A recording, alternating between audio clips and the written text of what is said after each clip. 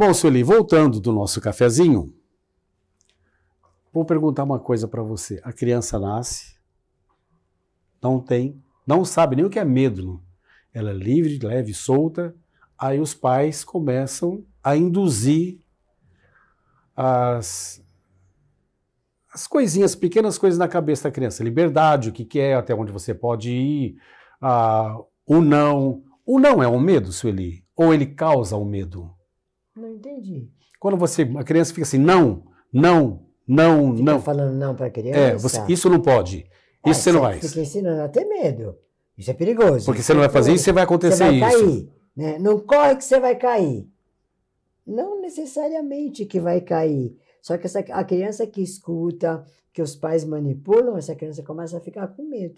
Assim, aquela criança que é muito podada, ela vai se retraindo. Vai se retraindo. E vai colocando aquele escudo na frente.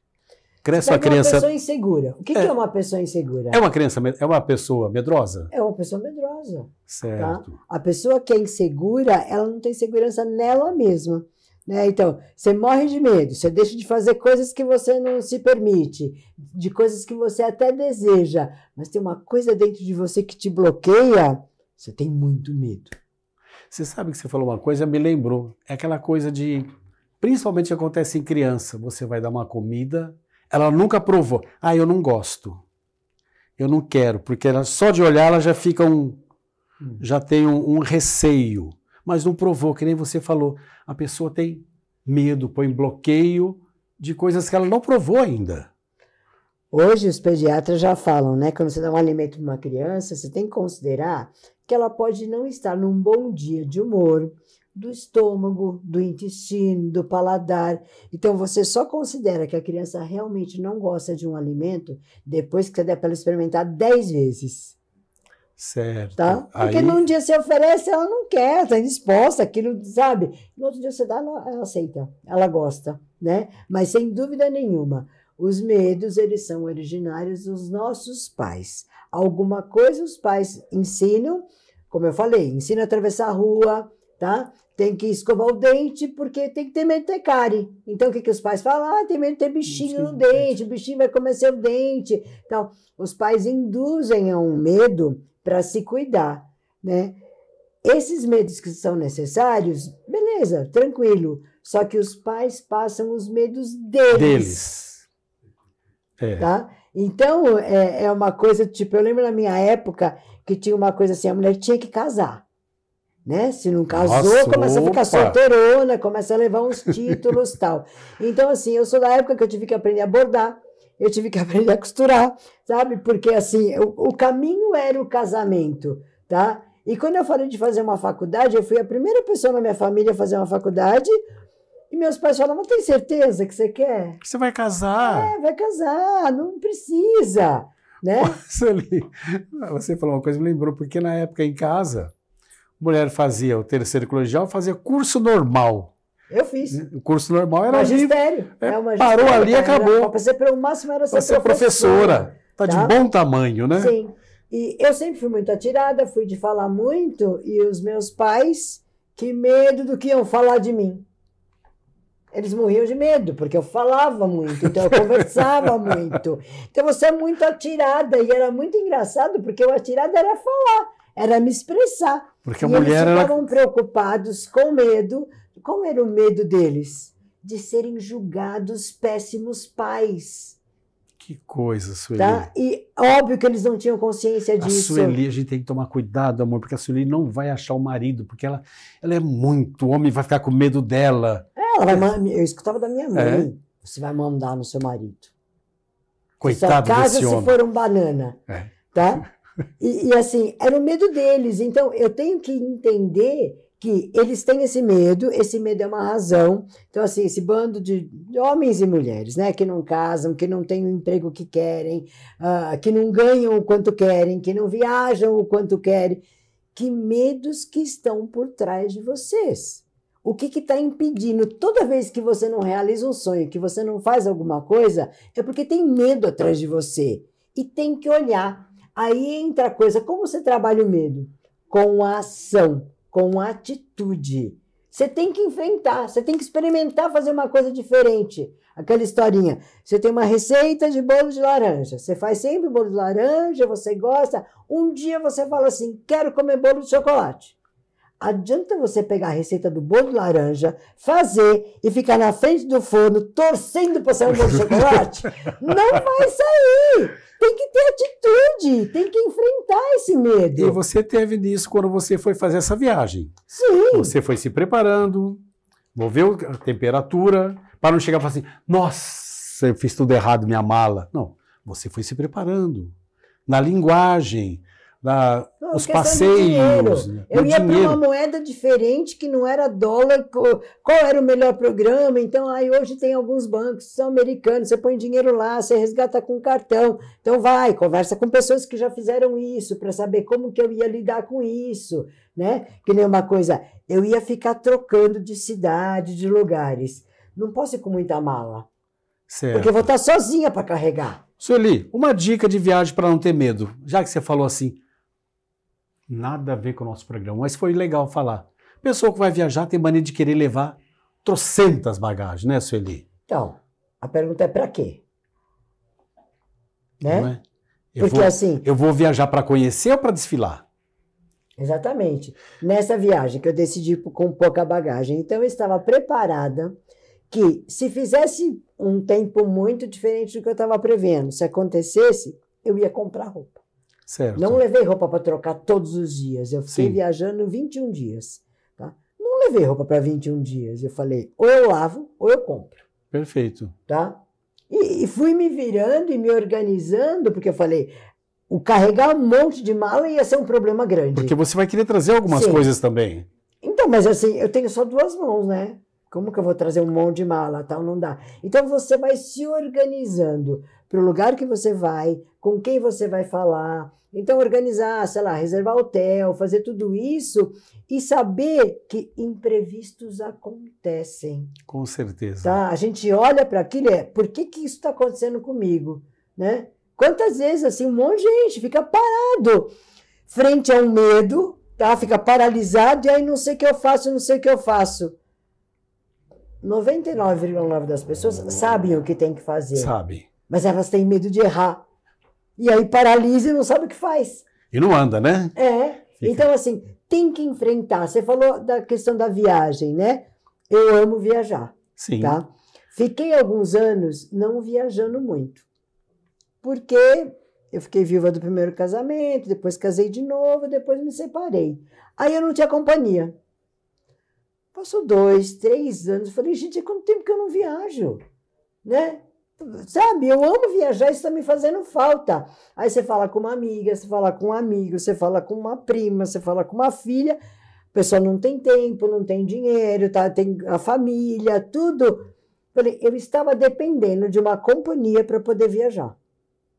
E eu me dei conta que eu estava com medo de viajar sozinha. Então, a primeira viagem, eu não fui para tão longe. Sim. Me preparei horrores. Eu lembro assim que eu reservei um hotel que tinha de tudo para fazer dentro do hotel, porque eu falei, se eu ficar com muito medo, eu fico dentro do hotel e curto o hotel.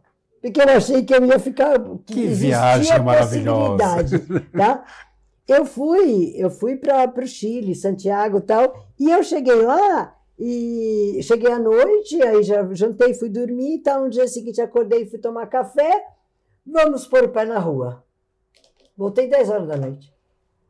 Mas que mulher roeirinha. Perna, passeei, fiz de tudo. Eu falei, gente, não tem por que ter medo. Agora, antes de eu ir, como tinha sido minha primeira viagem sozinha, eu escutei de pai, de filha, de mãe. Aí você tem certeza que você vai viajar sozinha? E se acontecer alguma coisa? E se isso? Quer dizer, as pessoas têm medo. E elas tentavam transferir para mim. O medo delas. O medo delas. E como se se elas fosse eu não iria. Disso. Não é, eu não iria. Nossa, pensa bem que olha... Então, eu escutei um monte disso. E essa história de Santiago, de ter ido, eu conto para um monte de gente. Então, um monte de gente fica paralisado.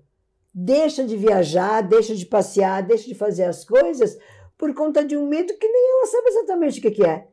Né? Mas e se acontecer alguma coisa errada? Tá? E se pode acontecer aqui, dentro da sua casa? Você pode levar um escorregão e cair dentro da sua casa. Mas a vontade foi maior, não foi, Sueli? Então, a grande dificuldade é olhar para a sua vontade. Tá? O que que você quer? Então, assim, a gente aprende na sociedade que a gente tem que ter dinheiro, tem que casar, ter filhos, ter uma família, tá? Que você tem que estar sempre no mundo social, que você tem que fazer coisas. Essa realidade é para algumas pessoas. Algumas pessoas realmente são felizes fazendo isso, mas outras não.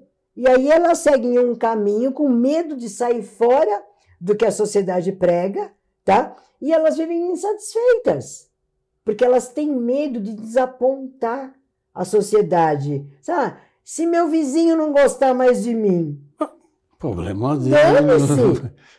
Tá? Tem um monte de gente, né? A gente tem ideias diferentes a respeito de coisas, né? Se você olha para o seu vizinho e ele tem um carro top, ele adora carro, o carro dele é sempre o máximo, mas a geladeira dele está sempre meio vazia. É uma escolha dele. Com certeza. Tá? Você pode não ligar tanto para carro e ter um carrinho que anda, que não dá problema, né? Mas não é novo, tal. Mas a sua geladeira está cheia, sei lá, de vinhos importados, de queijos, porque você adora. Quem está errado e quem está certo? Não tem certo e errado. É aquilo que me faz feliz. É como eu quero gastar o meu dinheiro, é como eu quero gastar o meu tempo, é como eu quero gastar a minha energia. E o medo principal das pessoas, tá? É de serem elas mesmas, porque elas serão julgadas. Você me lembrou uma coisa aqui, que teve uma época que a gente trabalhava em Manaus, e tudo muito simples, sabe, assim, aí conversando, eles tinham um termo engraçado assim, não, doutor, a gente não está preocupado em enricar, não era nem enriquecer, em enricar, a gente gosta de viver bem, eu vou viver, vou aproveitar, vou sair, vou passear, vou viajar, vou comer bem, eu vou ter uma vida tranquila, porque quem vem atrás de mim vai fazer a mesma coisa. Então a gente não está preocupado em querer deixar para o outro, se bem que a gente tem uma cultura de querer deixar para os filhos, mas eu achei muito interessante esse. Não sei se é por causa da mistura de indígena com alguma coisa diferente, eles tinham um pensamento muito assim, viver, viver e viver. E o que você faz é viver, né, Sueli? Exatamente. É viver do jeito que eu gosto, como eu quero, sabe? A hora que eu quero. O medo você deixa para os vizinhos. Não, assim, a nossa liberdade é a coisa mais preciosa que a gente tem. Certo. Tá? Se você não dá valor para a sua liberdade, se você não prioriza isso, você vai ser infeliz. Não tem jeito de ser diferente. Ô, Sueli, eu acho que nosso horarinho ali já está chegando no finalzinho. E vamos marcar um outro programa para a gente falar?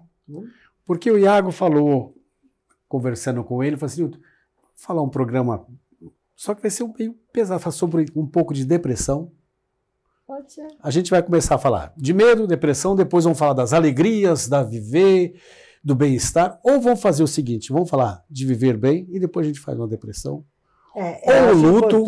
Olha, gente, tem aí luto, depressão. Quando a gente fala em luto, foi muito engraçado a gente. Sueli, só explana, o que seria o luto?